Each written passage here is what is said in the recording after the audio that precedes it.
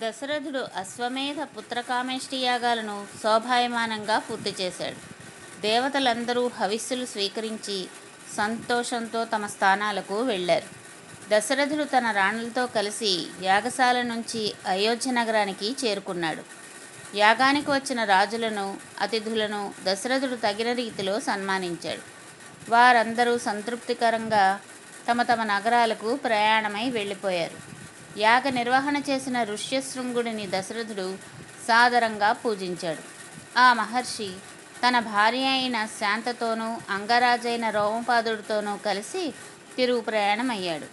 పుత్రకామేష్టి యాగం తర్వాత 12 నెలలు గడిచాయి. చైత్రశుద్ధ నవమి నాడు పునర్వసు నక్షత్రంలో కౌసల్య శ్రీరాముడిని ప్రసవించింది.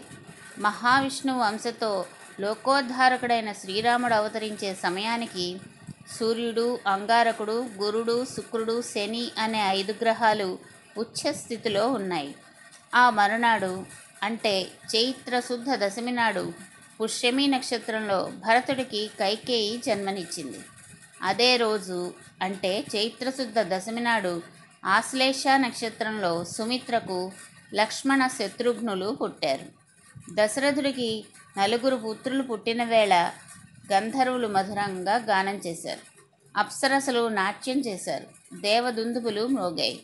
ఆకాశం నుంచి పూలవాన కురిసింది. ఇక కోసలరాజ్య పౌరుల ఆనందానికి అంతే లేకపోయింది. రాజవీధులన్నీ ప్రజల కోలాహలంతో మారుమ్రోగిపోయాయి. నృత్య గాన వినోదాలతో అయోధ్యవాసులు ఆనందపరవశులయ్యారు. వందిమాగధులు స్తోత్రాలు పఠించారు. పరమానందభరితుడైన దశరథుడు గొప్పగా దానధర్మాలు చేశాడు. బ్రాహ్మణులకు వేలాది గోవులను, పౌరాణికులకు ధన కనక వస్తు వాహనాలను దానం చేశాడు.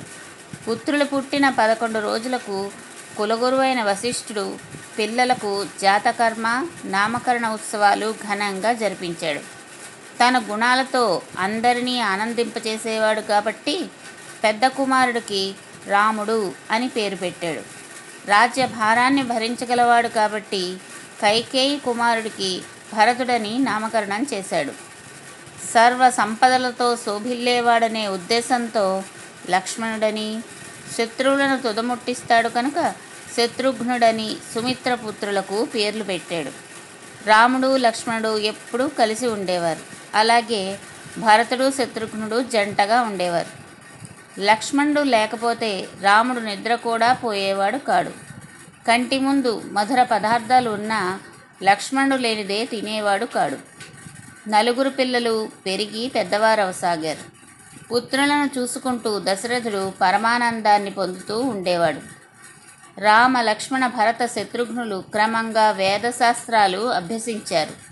విలువిద్యలో ఆరితేరారు. మంచి గుణాలతో, చక్కని నడవడికతో, వినయ విధేయతలతో అందరినీ ఆకట్టుకునే ఈ 4 యుక్త వయస్కులు అయ్యారు. దశరథుడు తన పుత్రుల వివాహాల గురించి ఆలోచనలు కూడా చేయసాగాడు. రామ కళ్యాణానికే కాదు, లోక కళ్యాణానికి కూడా సమయం ఆసన్నమైంది. అందుకే విశ్వామిత్ర మహర్షి అయోధ్య నగరానికి వేంచేశాడు. ఆ తర్వాత ఏం జరిగిందో వచ్చే భాగంలో తెలుసుకుందాం. జై శ్రీరామ్.